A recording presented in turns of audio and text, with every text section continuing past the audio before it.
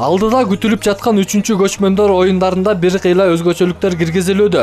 Биринчи, экинчи дүйнөлүк көчмөндөр оюндарына салыштырмалуу бул жолкусун дүйнө өлкөлөрүнөн 80 мамлекеттен 2000ден ашык атлетчи спорттун 60 түрүнөн күч сынашмакчы. Ошондой эле бүткүл дүйнөлүк 3-чү көчмөндөр оюну жаңы форматта өткөрүлөт. Муну менен катар уюштуруучулар тарабынан атайын жеңүүчүлөрдүн ысымы жазылчу улуу китеп киргизилген. Анда бардык спорттун түрүнөн жеңип чыккан спортчулардын ысымдары алтын тамга менен жазылмакчы.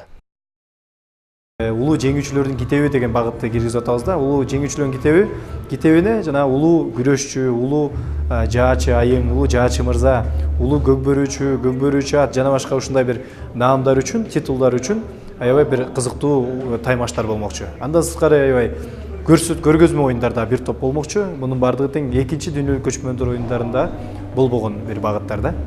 Дагы бир белгилей кетчү жагдай көчмөндөрдүн бүткүл дүйнөлүк 3-чү оюну бул жолкусун илимий багыттагы конференциялар менен да коштолот. Анда көчмөндөргө таандык баалуулуктар дүйнө элдеринин жана уюмдардын көз карашында талкууланмакчы.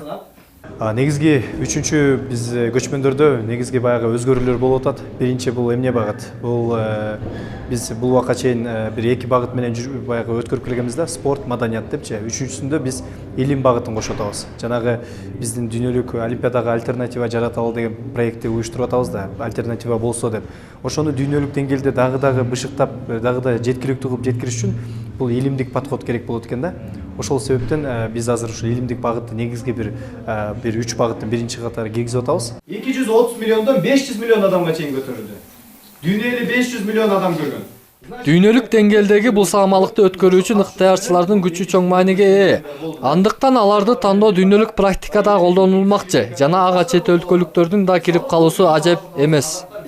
Биз бул жылы чет өлкөлүк ыктыярчыларды кошуп атабыз. Чет өлкөлүк эл аралык ыктыярчыларды кошобуз. Дүйнөлүк практикага колдонулуп келатат. Бул өзүнүн каражаты менен Кыргызстанга чейин келишет. Кыргызстандан биз формасын, кийимин жана жаткан жерин бар транспортун камсыздап беребиз. Биз үчүн бекер келип иштеп беришет. Бул ыктыярчылардын саны бир 40-тан 50-ге чейин деп биз азыр эске алып атабыз. Ал эми ыктыярчы болом деген кыргыз жарандары 15 мартка чейин 3-чү бүткүл дүйнөлүк көчмөндөр оюнун сайтына өздүгүн тактаган маалымат ташташ керек. Негизинен ыктыярчылыктын талаптары жоопкерчиликтүү, команда менен иштөөнү билүү жана кылган ишине эмгек акы талап кылбоо шарт. Эсенбек Сталбек уулу, Шамен Болотбеков, Нарын шаары.